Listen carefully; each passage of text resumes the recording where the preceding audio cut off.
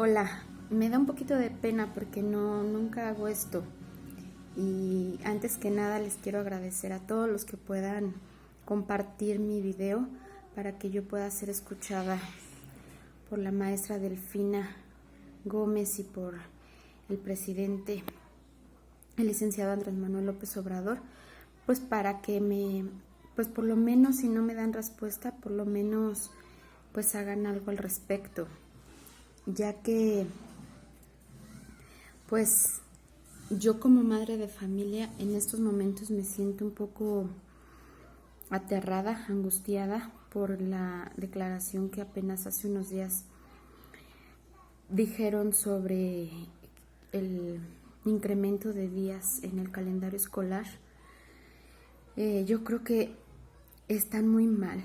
Desafortunadamente, la maestra Delfina me está decepcionando en cuanto dijeron que iba a ser ella, una mujer, la que iba a ser representante de la educación en México. Me emocioné primero porque mis hijos justo ahorita están estudiando y después porque era una mujer que ha estado frente al aula, y una mujer que todos sabemos que tenemos esa sensibilidad para empatizar en diferentes contextos. En el contexto de las familias de México, en el contexto de la política, como en la que ella ahorita está, en el contexto de las necesidades de las escuelas, de los docentes, esa sensibilidad que muchas veces los hombres no alcanzan a comprender, pero que usted sí. Y me lleva una terrible decepción porque el principal problema en México no es más días o menos días de escuela, sobre todo ahora menos que estamos en una pandemia, ¿no? Como que suena más ilógico e incongruente, pero el punto es que hay mucho rezago, por supuesto, porque este año no se tomaron las clases como deberían. Sin embargo, aunque se hubieran tomado, en México la educación siempre ha estado mal, ¿no? A pesar de que no haya sido presencial, antes de esta pandemia, la educación siempre ha estado mal. Todo el mundo lo sabemos. No puede un docente sin preparación preparar a otra persona. Un docente que no genera hambre por el aprendizaje en los chicos no puede captar la atención de un niño. Un docente que no está preparado en conocimientos, ¿cómo y qué va a transmitirle a un niño? Y no son cosas que me las esté sacando de la manga en estos momentos. Son cosas que ya durante toda la pandemia se ha evidenciado en redes sociales. Maestros que dan su clase mal, maestros que sacaron un tema de no sé dónde, maestros que agreden a sus alumnos, maestros que pierden el ritmo de la clase y se salen de contexto y confunden más a los alumnos, maestros que no planean, maestros que todo lo improvisaron. Esa es la realidad de la educación en México. Ese es el principal problema, sumándole que muchos padres de familia no están comprometidos no les interesa involucrarse en este tema porque se lo dejan todo al maestro, ¿no? Y viendo cómo están los maestros, pues este país por eso está así. La estrategia no es incrementar los días en el calendario escolar. México no es un país que, hartando a sus maestros, va a ayudar a las familias mexicanas. Yo escucho y veo muchos maestros quejándose y otros que no hablan.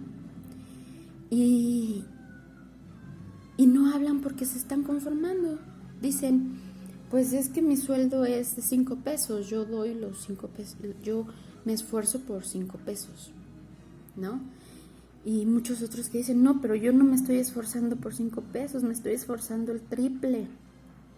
y no es justo que me paguen 5 pesos. Y entonces ahí es donde hay que escuchar, hay que priorizar, no hartar a los docentes, no nos va a ayudar. Yo estoy aterrada porque este ciclo escolar y el pasado tuve la misma maestra de mi hijo, los 2 años, y la experiencia fue pésima. La maestra no podía ni prender una computadora. La maestra no podía compartir un archivo. Requería la ayuda y el apoyo de las madres de familia. Los niños se desesperaban esperando que una mamá compartiera lo que podía para ayudar a la maestra. Los niños se desesperaban esperando el turno que se les diera para poder participar y no hacer la clase dinámica, lúdica.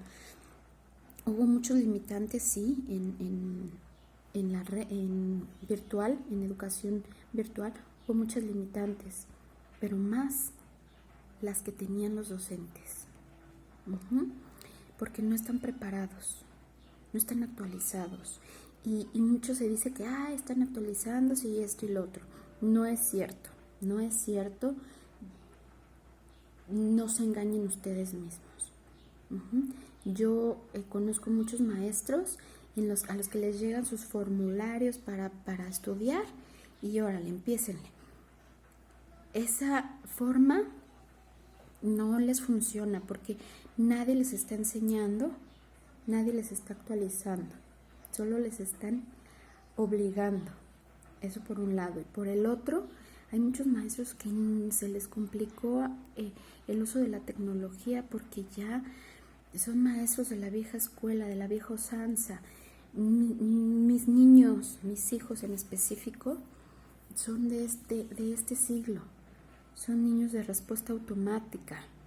Son niños que requieren de descubrimiento, de movimiento, de que la maestra se mueva, de que el maestro sea muy dinámico, que conozca herramientas tecnológicas y los lleve al uso de ellas para poder explotar el mercado laboral. Desafortunadamente en México estamos muy atrás, muy lejos y de esta situación, y me aterra muchísimo que ahora que yo estuve de manera virtual escuchando las clases de maestras que estaban mal, ahora no lo voy a estar. No voy a estar ahí en el salón presencialmente y escuchando. Me tocó quedarme callada en las clases virtuales de mi hijo para no evidenciar a la maestra muchas veces.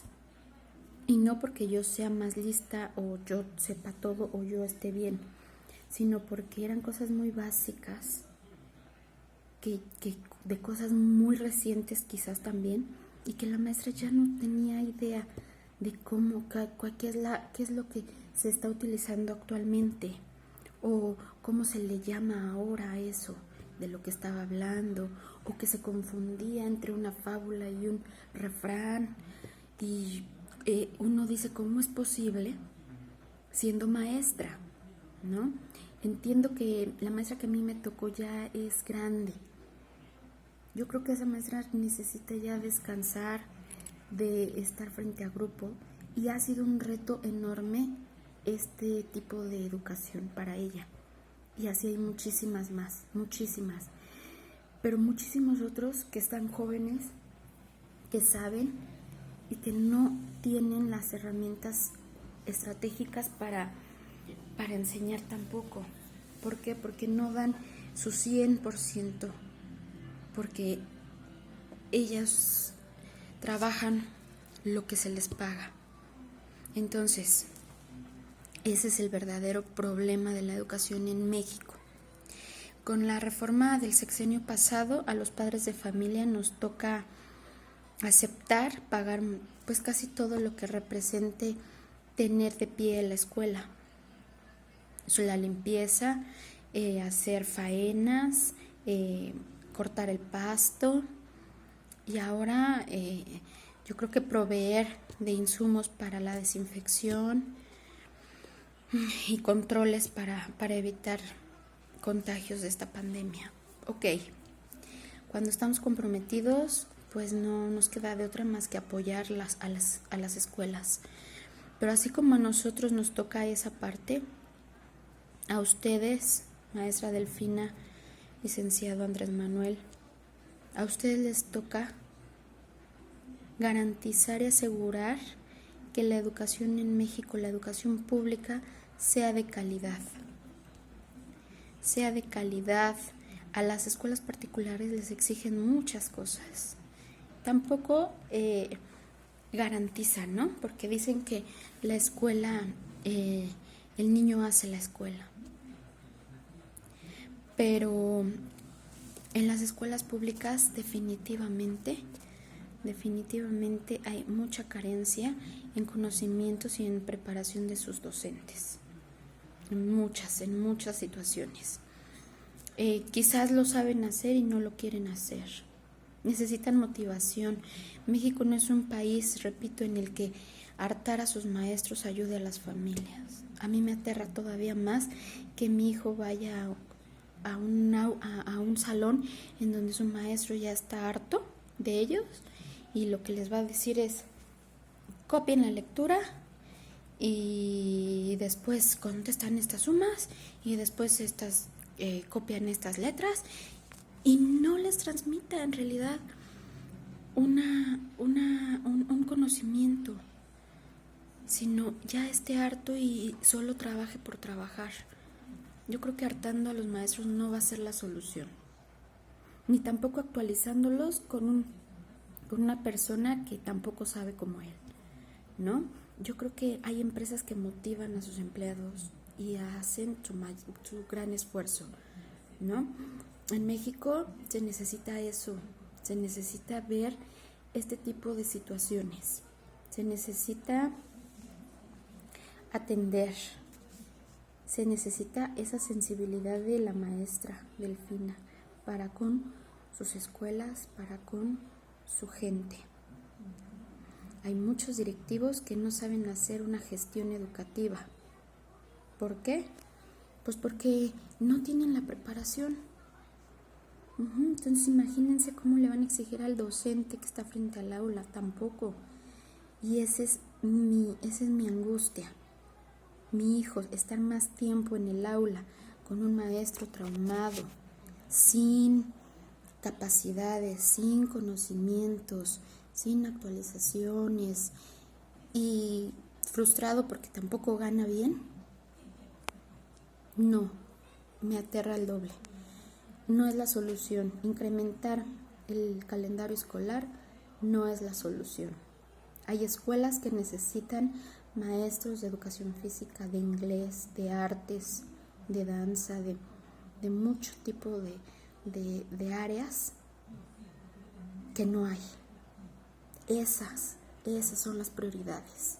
No incrementar el calendario escolar para calmar a las familias mexicanas, porque no, al contrario, no nos calman, nos angustian.